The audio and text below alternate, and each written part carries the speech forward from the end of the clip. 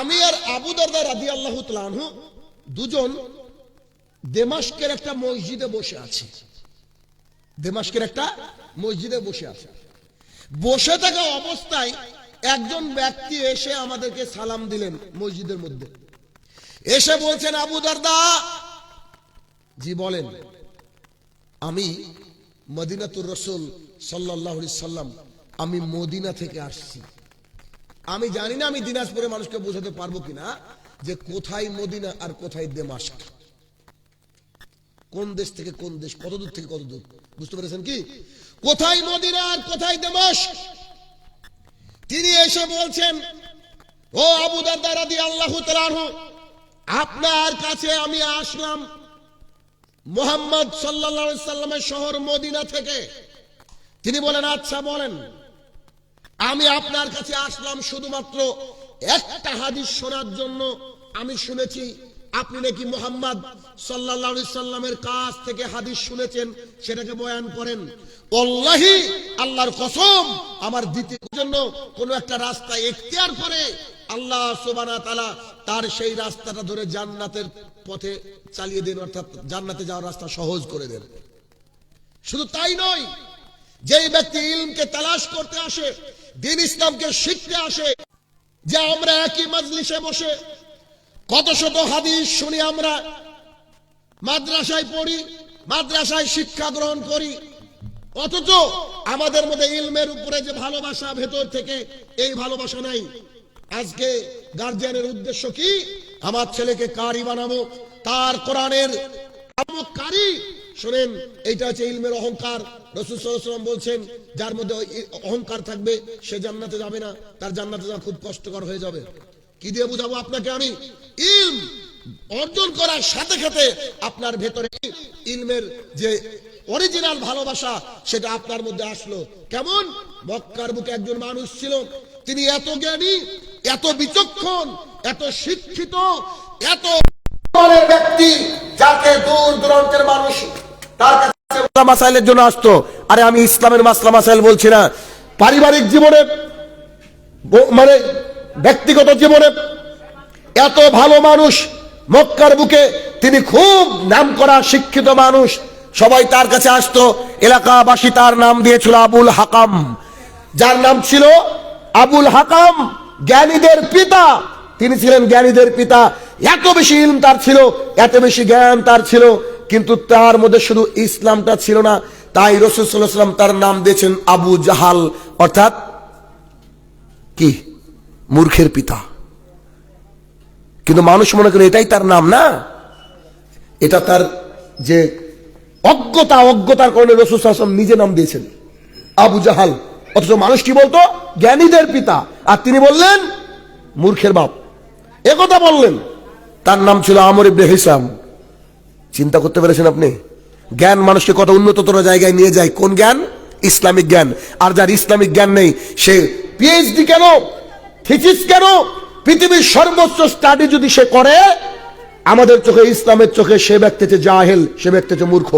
আপনি তো শিক্ষিত মানুষ, আপনি তো বুদ্ধিমান, আপনার আশেপাশে মাদ্রাসা, আপনি মাদ্রাসার পরিচালক, আপনি মাদ্রাসার সাথে কানেক্টেড, আপনার সন্তান মাদ্রাসায় পড়ে, আপনি উদ্বুদ্ধ করেন শিক্ষার জন্য। অথচ আপনি যদি উপস্থিত না থাকেন, আপনি কি সব জেনে বসে আছেন? আমরা কি করতে আসি? আমরা তো সারা রাস্তা পড়াশোনা করতে করতে আসি আপনাকে কিছু দিব বলে। আপনি যদি না থাকেন তো কার সামনে আলোচনা করব? কি লাগবে? তাও তো এত সুন্দর আয়োজন করেছেন যে 10:30টার সময় শেষ হয়ে যাবে। কত সুন্দর একটা আয়োজন বলেন তো। এরপরে যদি লোকজন না থাকে, তাহলে এই মাদ্রাসাতে কি উপকার হবে? আমার জানা নেই। আলোচনার বিষয় সামাজিক কুসংস্কার। এটা কি সামাজিক কুসংস্কার নাই? যে ইলম যেখানে মানে দেওয়া হচ্ছে, সেই ইলম নেওয়ার মানুষ নেই। যখন আমাদের প্রোগ্রাম শেষ হয়ে যায় গরমের সময়, একটা চেয়ার, একটা এরকম টেবিল কাঠেরও জুটে না আমাদের, আর একটা এরকম মাইক আমরা আমাদের নিজের খরচে, আমি ব্রাদার রাহুল গ্রামে গ্রামে গিয়ে, ওই যে দেখবেন কিছু পার্টির নেতারা আছে না, যারা একা বক্তৃতা করে 3 জন মানুষ সামনে, আমরা ওভাবে এলাকায় এলাকায় দাওয়াতের কাজ করি। আপনাদের বিশ্বাস হবে? অথচ আপনি আমার পেছনে লেগে আছেন 1 বছর থেকে ডেট নেওয়ার জন্য। আমরা এভাবে দাওয়াতের কাজ করি কেন? মানুষকে যে কোনো মূল্যে দ্বীন ইসলামকে শেখাতে হবে, জানাতে হবে। তো কি দিয়ে বুঝাবো আপনাকে আমি যে দ্বীন ইসলাম কত সুন্দর জিনিস, অথচ এগুলোকে আমরা মূল্যায়ন করি না। মানে আপনারা সহজে পেয়ে গেছেন তো, মাদানী সাহেব আমাদের কাছের লোক, অমুক আলেম আমাদের কাছের লোক, কিন্তু দুঃখের বিষয় আমরা সেই আলেমের সান্নিধ্য পাইনি, কত যে কষ্ট উপভোগ করি এটা আমরা জানি। আপনারা বিশ্বাস করবেন না, অনেক অনেক মানুষ মনে করে যে এরা যারা রয়েছে ব্রাদার রাহুল, শাহিনুর রহমান, এরা হচ্ছে বড় বড় আলেমদেরকে ঘৃণা করে বা ইত্যাদি মনে করে। যদি কোনোদিন 7 বছরের 8 বছরের কোনো বাচ্চাকে দেখি যে মাদ্রাসায় পড়ে থেকে এসেছে, আমাদের মসজিদে ঢোকার সাথে সাথে কেউ আমরা নামাজ পড়াই না, ওই কলিজার টুকরা ছেলেটাকে বলে তুমি বেটা নামাজ পড়াও। কেন জানেন? আমরা যেভাবে ইলমকে সম্মান করি, ইলমকে যেভাবে ভালোবাসি, এটা আপনাকে যদি বুক চিরে দেখানো যেত, আমি দেখাতাম যে আমরা কতটা ভালোবাসি মাদ্রাসায় পড়া মানুষকে। কারণ আমরা পাইনি, এটা আমাদের দুঃখ, আমরা বুঝতে পারি। কিন্তু দুঃখের বিষয়, আপনি পড়লেন, মাথায় টুপি পড়লেন, সুন্দর একটা জুব্বা পাঞ্জাবি পড়লেন, কিন্তু সেটা আপনি অ্যাপ্লাই করলেন না। আবার আপনি দাঁড়িয়ে পেশাব করছেন, আবার হাই আল্লাহ সালাত ডাকে আপনি চলে যাচ্ছেন খেলতে। তাহলে কি হলো ভাই? এই ইলম দিয়ে কোনো লাভ নেই। সামাজিক কুসংস্কার যদি বলি, তাহলে 1 নম্বর যে পয়েন্টে আসবে সেটা হচ্ছে বিবাহ। 1 নম্বর কি? বিবাহ। আপনি আমি যত বিবাহ দেখি, প্রত্যেকটা বিবাহ ইল্লা মান রাহিমা রাব্বি, যাদেরকে আল্লাহ বিশেষ রহমত দিয়েছে, তাছাড়া বেশিরভাগই হচ্ছে অমুসলমানদের কাছ থেকে ধার করা রীতিনীতি, রেওয়াজ, সামাজিক বলেন বা ধর্মীয় বলেন, এগুলো হচ্ছে কুসংস্কার। আপনাকে একটু একটু করে দেখাবো খুব শর্ট সময়। সেটা কি?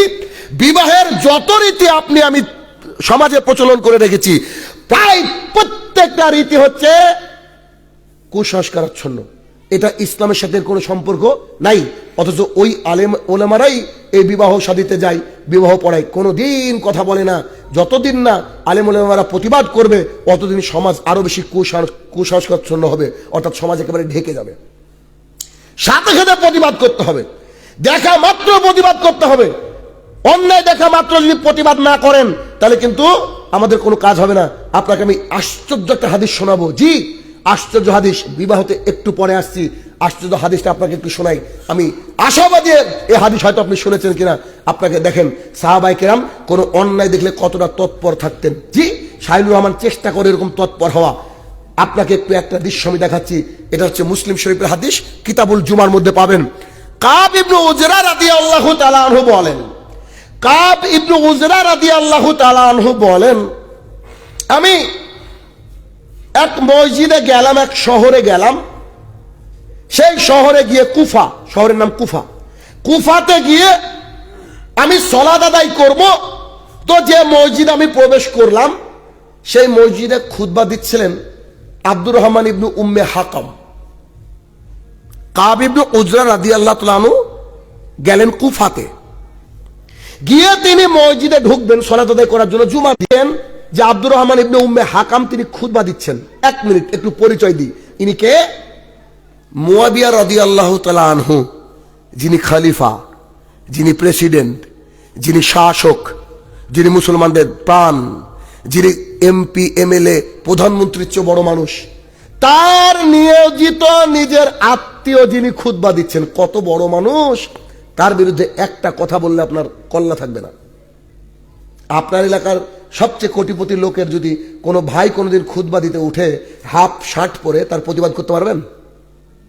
যে মসজিদ তৈরি করে দিয়েছে সেই ব্যক্তি যদি খুতবা দিতে উঠে একটু গজল ও গায়ে উল্টো পাল্টা বলে, কিছু বলতে পারবেন? কেন? বিখ্যাত ব্যক্তি, তিনি তো আম পাবলিক বা সামান্য বিখ্যাত, কেন? টাকার কারণে। আর যার কথা বলছি তিনাকে ইসলাম বিখ্যাত বানিয়েছে, মুয়াবিয়া রাদিয়াল্লাহু তাআলা আনহু, তার নিজের আত্মীয় খুতবা দিচ্ছেন, আর একজন সাহাবী আসছেন কাব ইবনে উজরা রাদিয়াল্লাহু তাআলা আনহু, এসে দেখছেন তিনি বসে বসে খুতবা দিচ্ছেন। কি করছেন? বসে বসে খুতবা দিচ্ছেন। তো তিনি মসজিদে ঢুকে সাথে সাথে বলছে, উনজুরু ইলা হাযাল খাবিস। এই বাক্য যদি কোনো হানাফি মসজিদে গিয়ে বলেন না, আপনার এখান থেকে নামিয়ে দেওয়া হবে, অথবা হসপিটালাইজ হবেন, একবার শিওর, নিশ্চিত। এত বড় একজন ব্যক্তি খুতবা দিচ্ছেন, তার চেয়ে কত বড় মাপের মানুষ সাহাবী দেখেন যারা রাদিয়াল্লাহু তাআলা আনহু, তিনি দেখা মাত্র এইভাবে বলছেন, উনজুরু ইলা হাযাল খাবিস। দেখ দেখ দেখ, এই খবিশকে দেখ, ও বসে বসে খুতবা দেয়। মানে কি? খুতবা দিতে হবে দাঁড়িয়ে, খুতবা দিতে হবে দাঁড়িয়ে। তার অন্তরে আগুন ধরে গেছে, আরে খুতবা দিচ্ছে বসে কেন? তাই তিনি একেবারে গালি দিয়ে বলছেন, উনজুরু ইলা হাযাল খাবিস। আরে খবিশটা বসে বসে খুতবা দেয় মানে? দাঁড়িয়ে খুতবা দিতে হবে, বসে কেন? পেছনে কি হবে ভাবেননি, তার নেতা কি করবে ভাবেননি, জনগণ কি করবে ভাবেননি। রাসূল সাল্লাল্লাহু আলাইহি ওয়াসাল্লামের কোনো হাদিসের বিরোধী কাজ হচ্ছেন, সঙ্গে সঙ্গে প্রতিবাদ করেছেন। আপনি প্রতিবাদ করেন না মানে? আপনি তো আমার মাখরাজ ভুল ধরার জন্য বসে থাকেন। তা আপনার পাশে যে বিভিন্ন সিনেমার গান গাইছে, গজল গাইছে, কই আপনি কোনোদিন বললেন না তো এই দিয়ে জাতিকে পরিবর্তন করবেন? তার জন্য তো আমাদেরকে মানুষ ডাকে আর আপনারা রাগ করেন। দুঃখিত ভাইয়ের আমার। অতএব যেখানে অন্যায় হবে সেখানে সাথে সাথে প্রতিবাদ করতে হবে, করতেই হবে, করতেই হবে। বহু মাদ্রাসায় বলেছি, গাড়ি ভাড়া পর্যন্ত পাইনি। শাহিনুর রহমানের রেকর্ড কত জায়গায় আছে। মাদ্রাসা কমিটি টাকনুর চেয়ে প্যান্ট ঝুলিয়ে ও ঘুরে বেড়াচ্ছে আমার সামনে, এত বড় সাহস। ও জানেন আমি কে? কেন প্রতিবাদ করবো না আমি?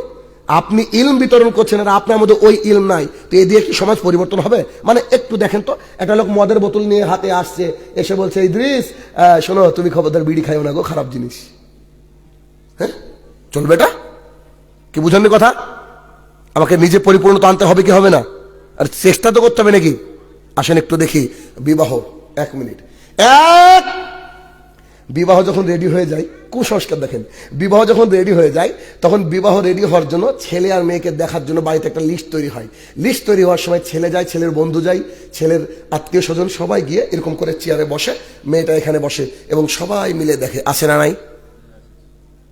আসে? 1 2 যখন বিবাহ দেখা হয়ে গেল, দেখার পরে সেদিন একটা আংটি পরে দেয় যার নাম হচ্ছে এনগেজমেন্ট। আছে? জি। 3 এখনো কবুল বলা হয়নি, কিন্তু তারা ফোন নম্বর একে অপরে নিয়ে নিয়েছে। এবার চলবে ভিডিও কলের জেনা। যতদিন 1.5 মাস 2 মাস 3 মাস বাকি আছে বিবাহ হতে, ভিডিও কলের জেনা হয় কি হয় না? 4 যখন এগুলো হয়ে গেছে, হওয়ার পর বলছে ছেলে কিন্তু প্রাইমারি মাস্টার, বলেন কত দিবেন? তো 7 লাখ তো অন্যজন বলেছে, মানে গরু বিক্রি করছে হাতে। 7 লাখ অন্যজন বলেছেন, কি বলতো আমি একটা কার দেবো, 9 লাখ টাকা দেবো। আচ্ছা ঠিক আছে, হয় কি হয় না? আচ্ছা, এরপরে বলছে আমার বংশ কিন্তু অনেক বড়, বরযাত্রী অনেকগুলো নিতে হবে, আপনাদের মতামত কি? তো জি নিতে হবে। আচ্ছা ঠিক আছে। এরকম করতে করতে করতে একটা বিবাহ সম্পন্ন হয়, হয় কি হয় না? কথা বলেন না? হয়তো। 1 মিনিট। কোন মহিলাকে যদি আমি বিবাহ করি, করার নিয়াত করি, আমি একজন মহিলাকে বিবাহ করব, এখন যে মহিলাকে আমি দেখতে যাচ্ছি, আমার সাথে যতজন ব্যক্তি যাচ্ছে ততজনেরই কি ওই মহিলার সাথে বিবাহ কি জায়েজ কি জায়েজ না? এখনো তো আমি কবুল বলিনি। যদি তোমার বাপ থাকে, বুঝতে পারেননি, সেও তো বিয়ে করতে পারে। এখন তো আমি কবুল বলিনি, কথা বুঝতে পেরেছেন? তার মানে যদি কোনো বাড়িতে বিবাহ দেখতে গিয়ে এরকম করে টেবিল পেতে চেয়ার পেতে বিবাহ দেখে, এটা হচ্ছে অজ্ঞতা, এটা হচ্ছে নোংরামি, এটা হচ্ছে ইতরামি, এটা হচ্ছে বর্বরতা, এটা হচ্ছে দিন ইসলামের নয়, এটা হচ্ছে হিন্দুয়ানা রীতি। এগুলোকে ত্যাগ করতে হবে। কেন ত্যাগ করতে হবে পরে বলছে। তাহলে এটা দেখা যাবে না। জি, তাহলে কি করতে হবে?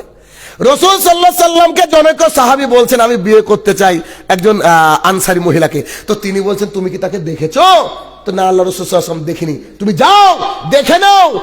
আনসারী মহিলাদের মাঝে মাঝে চোখে ডিস্টার্ব থাকে, তুমি একটু দেখে নাও, একে অপরকে দেখলে আল্লাহ তাআলা তোমাদের উপরে রহমত নাজিল করবে। তার মানে যে ছেলে বিবাহ করবে ওই ছেলে ওই মেয়েকে দেখতে পাবে, মেয়ের গার্জিয়ান উপস্থিত থাকা অবস্থায়। পার্কে না গো, গার্জিয়ান উপস্থিত থাকবে, মেয়ে দেখবে, গিয়ে বলবে আসসালামু আলাইকুম রহমতুল্লাহ। জি আপনি কি নামাজ পড়েন? তো জি। আপনি তুমি যাও, খুশি বলতে পারেন যে আপনি নামাজ পড়েন? জি পড়ি। কোরআন পড়তে পারেন? জি। কিছু হাদিস, একটা হাদিস শোনান তো, ইত্যাদি ইত্যাদি। এ হচ্ছে বৈধ। আর আগে যেটা বললাম এটা হচ্ছে অবৈধ। এটা হচ্ছে কুসংস্কার। যেহেতু শরীর সমাধান বলেছেন, শরীর সমাধান সাথে সাথে দিব। সমাধান কি? ছেলের বন্ধুর সাথে ছেলে দেখতে যাচ্ছে তার হবু স্ত্রীকে, ছেলের বন্ধু বাড়িতে ঢুকতে পাবে না, যদি ঢুকেও আলাদা ঘরে থাকবে। আর মেয়ে আর ছেলে যে ঘরে থাকবে সে ঘরে মেয়ের গার্জিয়ান উপস্থিত থাকবে। কথা কি বোঝাতে পারলাম? 2 যদি পছন্দ হয়ে যায়, বাড়িতে এসে দিনক্ষণ হবে, আংটি দিয়ে এনগেজমেন্ট করা জায়েজ নয়। এটা হচ্ছে ইহুদি খ্রিস্টানের রীতি। আবু দাউদের হাদিস, রাসূল সাল্লাল্লাহু আলাইহি ওয়াসাল্লাম বলেন মান তাশাব্বাহা বিগাইরি কওমিন ফাহুয়া মিনহুম। শোনো, কোন জাতি যদি কোন জাতির অনুকরণ করে, ফাহুয়া, এটা বাতিল। ওই জাতির বাতিল তো হলো, সেই ওই জাতির অনুকরণ করার কারণে ওরা তাদের দলে উঠবে। একটা সামান্য আংটি আপনাকে ইহুদি খ্রিস্টান বানিয়ে দেয়, অথচ আপনি বলছেন আমি এনগেজমেন্ট সেরে নিয়েছি। আপনি মুসলমানের বাচ্চা, এনগেজমেন্ট চলবে? বলেন না। ফোন নম্বর দেওয়া যাবে না, কেন? কথা বলা যাবে না, এখনো কবুল হয়নি। 3 যখন বাবা এসে বলছে আচ্ছা ঠিক আছে আগামী বৃহস্পতিবার বিবাহ, এতদূর বৈধ। কিন্তু বলছে যে কি দিবেন, কি দিবেন মানে যৌতুক বলা হয়।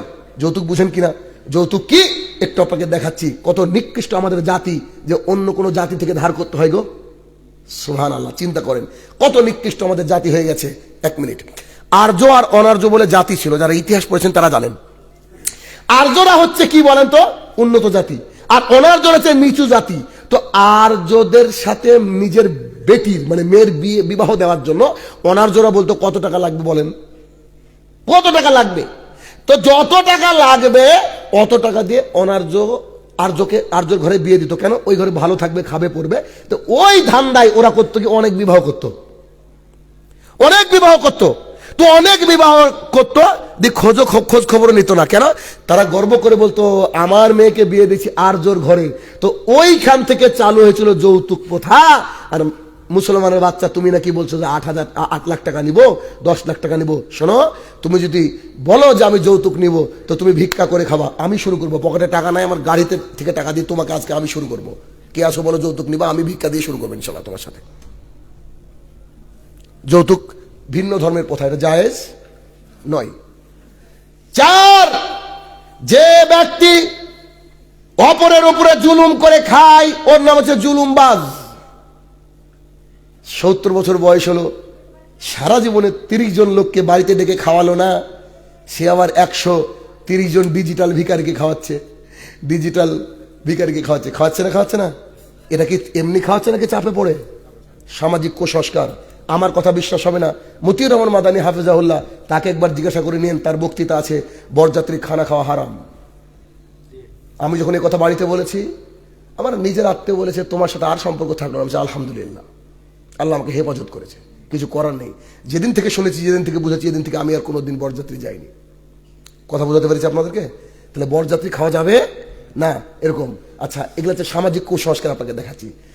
বাস আজকে বক্স এসেছে, ডিজে বাজছে, 7 দিন পরে বিয়ে, এলাকার মানুষের ঘুম হারাম করে দিয়েছে। আছে না নাই? তো যত বাজাবেন ওই দেখেন তত ভূমিকম্প দিবে আল্লাহ। দেখছেন না? ফ্রিকুয়েন্ট ভূমিকম্প হচ্ছে। তো হচ্ছে। রাসূল সাল্লাল্লাহু আলাইহি ওয়াসাল্লাম বলছে, শোনো, যখন 3টে পাপ সমাজে দেখবা, তখন 3টে আযাব আল্লাহ পাঠাবে। 1, চারিদিকে গায়িকা বেড়ে যাবে। কত যে টিকটকার গায়িকা, মুসলমানের মেয়ে ও গায়িকা। 2, বাদ্যযন্ত্র বেড়ে যাবে। এর আগে একটা সাদা কালো টিভি ছিল একটা গ্রাম মিলে, এখন প্রত্যেকের বাড়িতে ওই আপনার টিভি আছে, 1-2 করে। আর প্রত্যেকের বাড়িতে শত শত আছে না?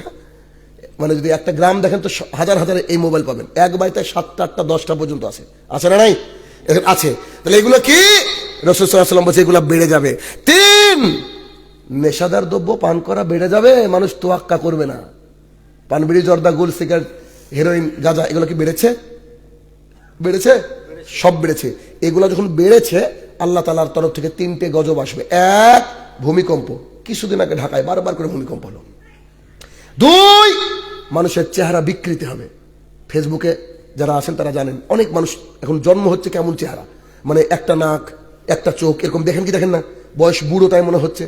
3, আকাশ থেকে পাথর বর্ষণ। আল্লাহ ক্ষমা করুক, এখন হয়তো বাকি আছে, কবে দিয়ে দেবে। কেন? এই 3টে পাপ হবে। এখন আপনি ডিজে বাজাচ্ছেন, পাথর কি আল্লাহ আপনার চালেই ফেলবে নাকি আমার চালেও পড়বে? তাহলে আপনার কি উচিত না এগুলোকে মানে করা, বন্ধ করা? যদি ক্ষমতা তাকে বন্ধ করতে হবে, নাহলে আল্লাহর কাছে দিন রাত ইস্তেগফার পাঠ করতে হবে। কেন? আল্লাহ যেন পাথর বর্ষণ না করে তার জন্য, তবে আল্লাহ ফেলবে। এই 6, বিবাহের দিনে ছেলেকে গোসল করায় আর ভাবি, গায়ে সাবান মাখিয়ে দিয়ে বলছে টাকা দাও। রাসূল সাল্লাল্লাহু আলাইহি ওয়াসাল্লাম বলছে, কোনো মানুষের মহিলার গায়ে যদি হাত দেয়, তার চেয়ে উত্তম সে তার মাথায় পেরেক মারুক, পেরেক ঢুকে নিক।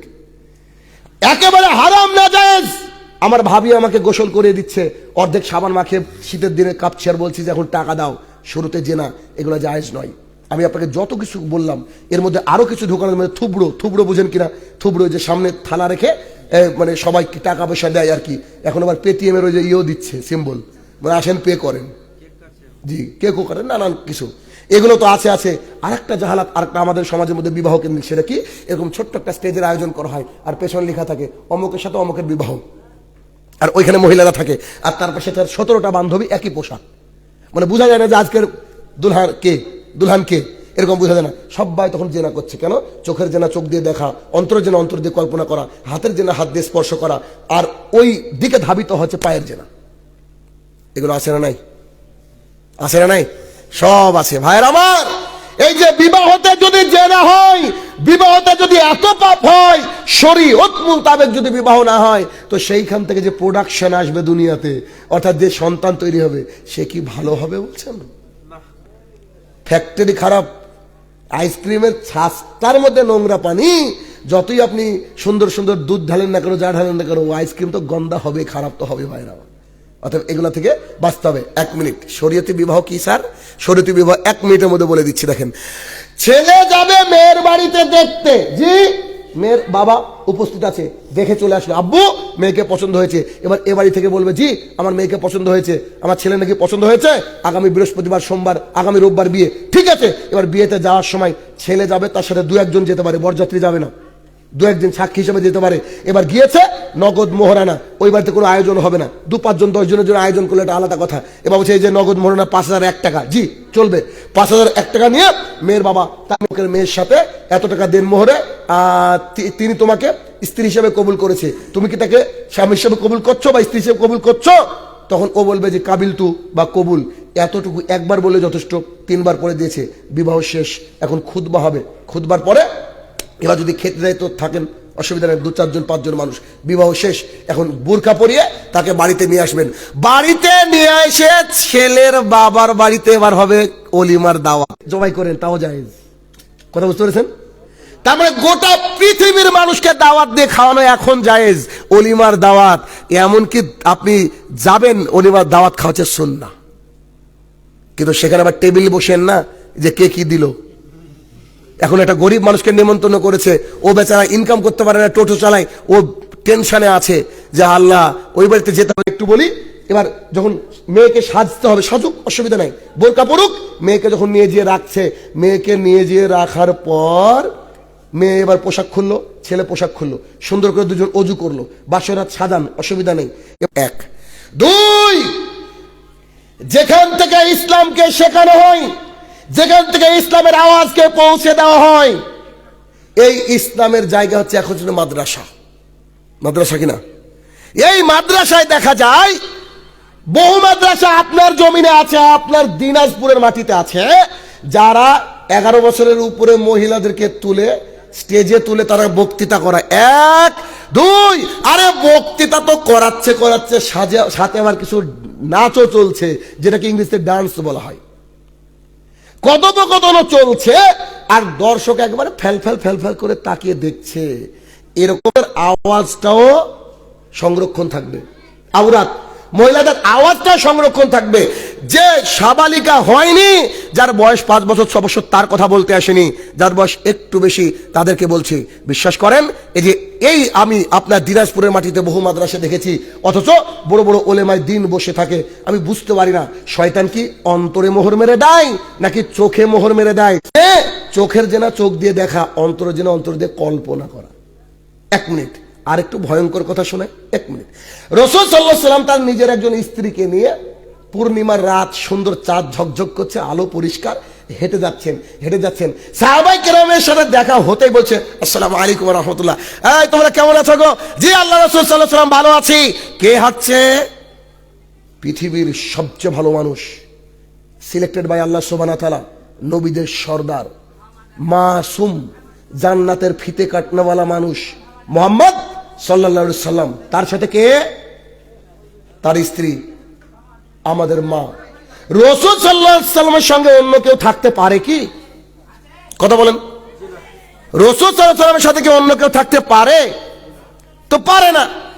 রাসূল সাল্লাল্লাহু আলাইহি সাল্লামকে যখন তিনি নিয়ে যাচ্ছেন নিজের স্ত্রীকে, তখন সাহাবায়ে কেরামকে বলছে, শোনো শোনো, আমার সাথে কে আছে তোমরা জানো নাকি? সাহাবায়ে কেরাম বলছে, রাসূলুল্লাহ, আমাদের পিতামাতা আপনার উপরে কুরবান হোক, আমরা কি জিজ্ঞাসা করেছি নাকি? নিশ্চয়ই আমাদের মা থাকবে। তখন বলছে, জি তোমাদের মা সাফিয়া, মানে আমার স্ত্রী আমার সাথে আছে। এ কথা বলার পরে রাসূল সাল্লাল্লাহু আলাইহি ওয়াসাল্লাম যে বাক্যটা বলেছেন, আপনি এই বাক্যটা দায়িত্ব নিয়ে আপনার আলেম সমাজকে যারা এইরকম নোংরামি করে এবং বসে থাকতে দেখে তাদেরকে বলছি আপনি একটু পৌঁছে দিবেন, দয়া করে পৌঁছে দিবেন। রাসূল সাল্লাল্লাহু আলাইহি ওয়াসাল্লাম বলছে, শোনো, তোমরা আমার সাহাবী, আমি তোমাদেরকে ভালোবাসি, আমি তোমাদেরকে বিশ্বাস করি, তবে তোমরা সন্দেহ করবে না এটাও আমি জানি, কিন্তু তিনি তো পুরো হিজাব পরা, জিলবাব পরা, বোরখা পরা আছে, কমপ্লিটলি কভার্ড আছে, তোমাদের অন্তরে শয়তান ঢুকতে পারে, কুমন্ত্রণা দিতে পারে, তাই আমি প্রকাশ করে দিলাম আমার সাথে কে আছে।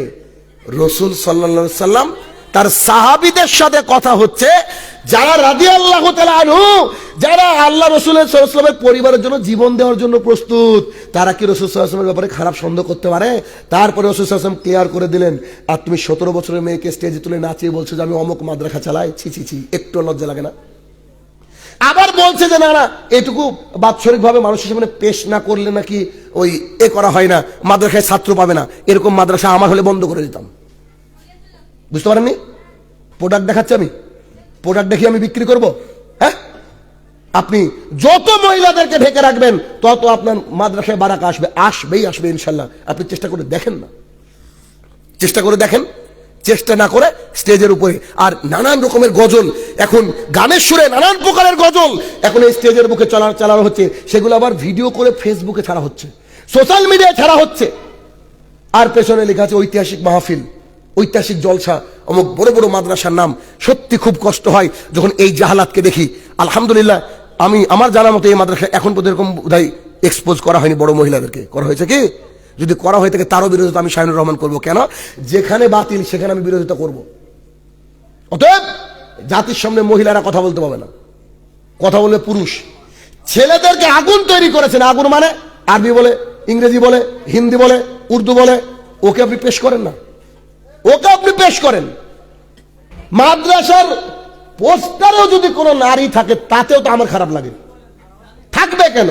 আরে থাকবে কেন? আমরা মুসলমান।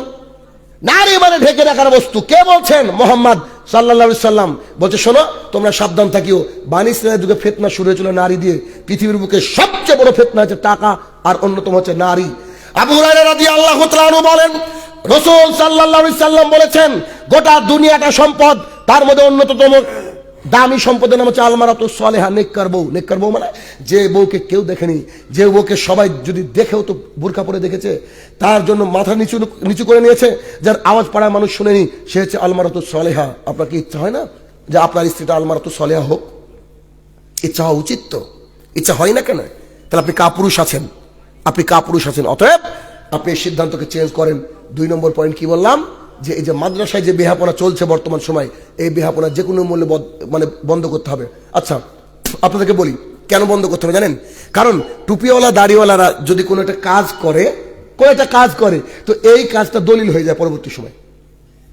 জানেন, নদিয়ার বুকে একটা প্রোগ্রামে গিয়েছি, তো খেতে বসেছি, তো আমাকে খেতে দিচ্ছে যে এই ব্যক্তি জর্দা দিয়ে পান চিবোচ্ছে, এত গন্ধ আমি টিকতে পারছি না। আমি বললাম যে আপনি সরেন, এখান থেকে সরেন। বলছে কেন? আমি বলছি আপনি আসবেন, অন্যজনকে পাঠান। তো বলছে যে কেন বলবেন তো?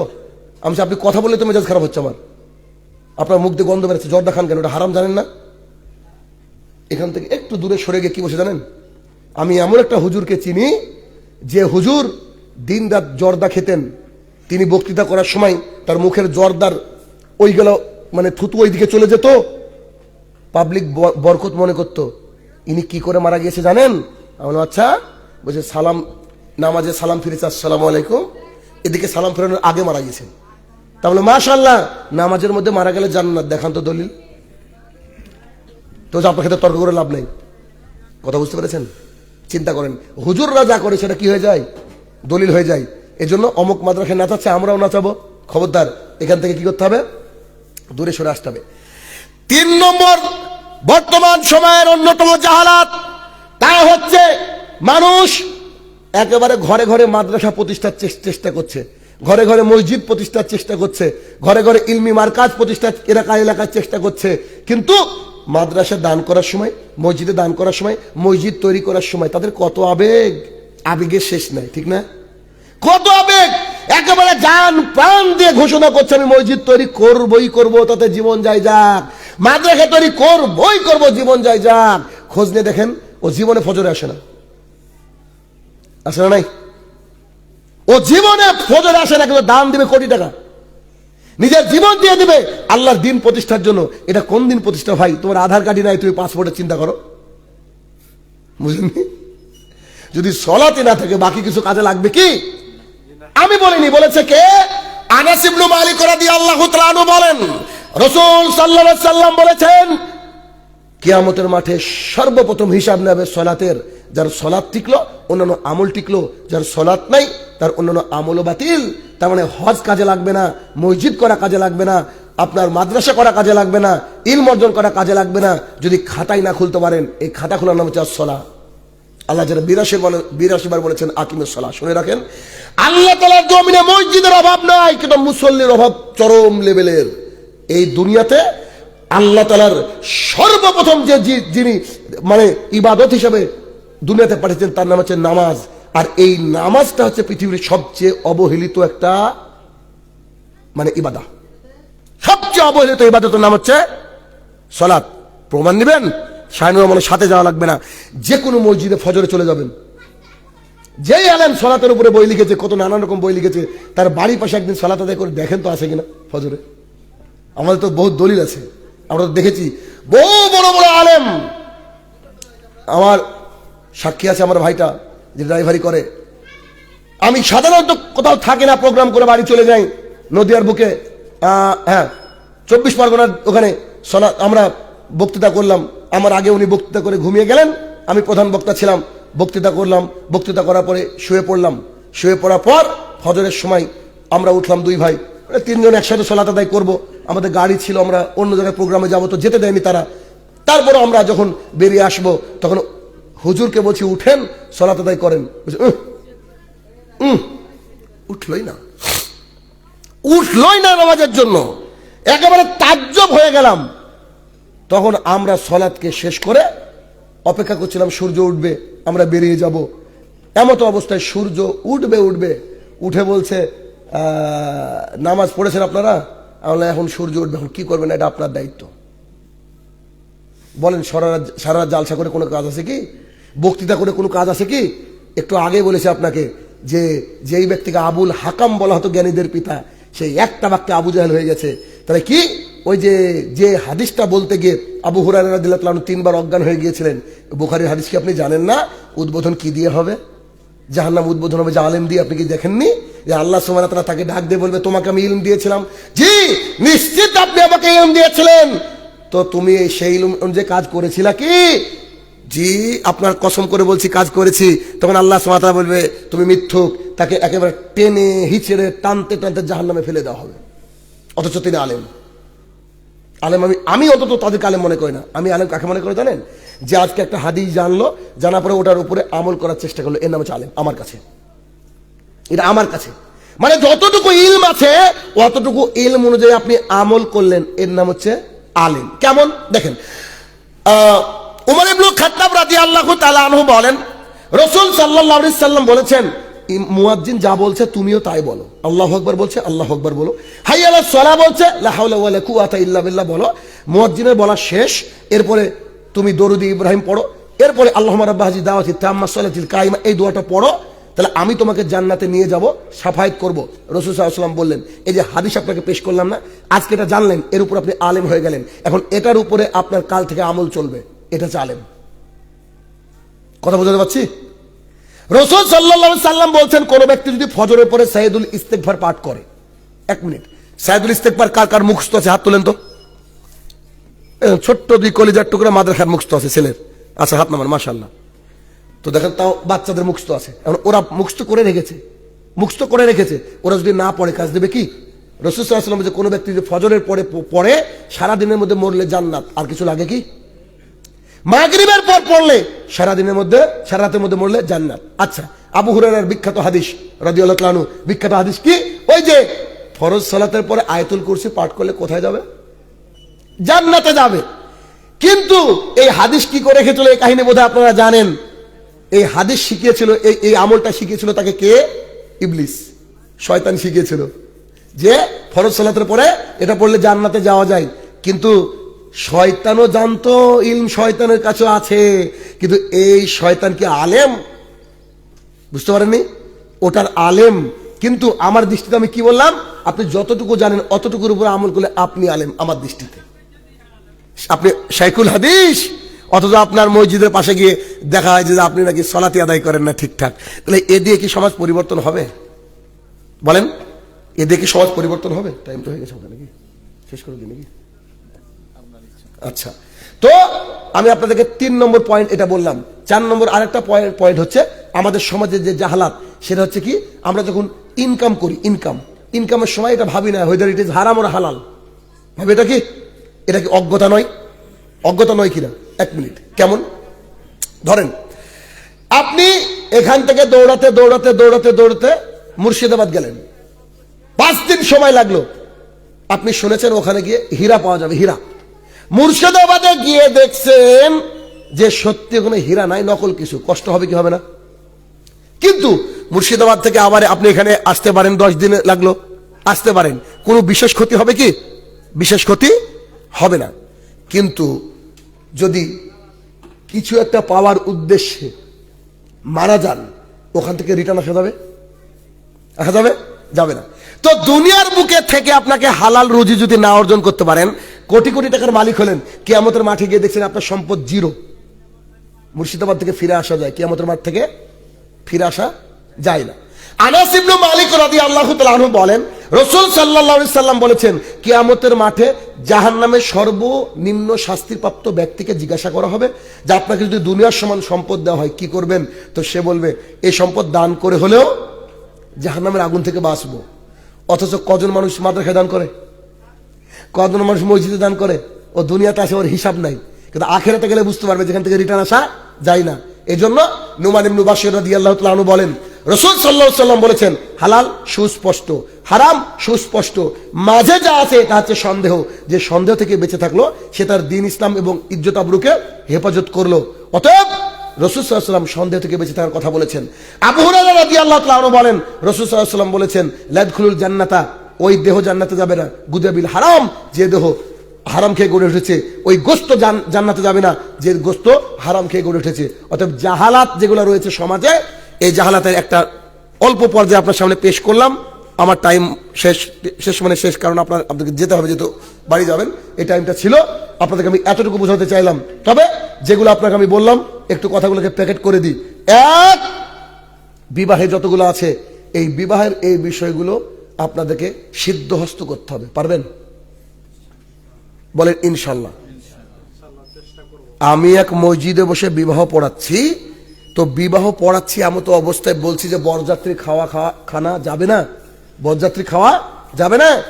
তার আত্মীয় উঠে বলছে, আমি তো বরযাত্রীতে এসেছি, আমি কি করবো? আমি এটা আপনার ব্যাপার, আমি কি চলে যাবো? যান। বুঝতে পেরেছেন? কত বিবাহে আমার সাথে ঝামেলা লাগলো, কিছু করার নাই। সবাই যদি মনে করে একটা দিন ঝামেলা না করি, শুভ দিন, আরে বিবাহের দিনেই তো বিবাহের ব্যাপারে বলতে হবে, অন্য দিনের ফতোয়া শুনবে নাকি? ওই দিনই তো বলতে হবে। এক লোক দাড়ি চাছা, মাথায় টুপি পড়েছে, বুঝলেন, স্বাধীনতার আগে বোধহয় কিনা টুপিটা আর কি, এসে বলছে বিয়ে পড়ান। তো আমি যে বিয়ে তো পড়াতে আসলাম ভাই, তো বলছে প্রথমে কালেমা পড়ান। ছেলে কি হিন্দু নাকি? এরকম করে কি করে না অনেক আলেম? তো বলছে আপনি তো আশ্চর্য লোক। আমি অনেক আশ্চর্য দেখবেন, তো টেলার, অনেক আশ্চর্য দেখবেন। মানে আরে কালেমা কাকে পড়াবো? যদি হিন্দুর বাচ্চা হয় তো তবে কালেমা পড়াবো না, মুসলমান কালেমা পড়াবো না। বলছে কালেমা পড়াতে হয় না? বলছে না। তাহলে আর কি কি করতে হয় না? তখনই ওর গিয়ার একদম টপ।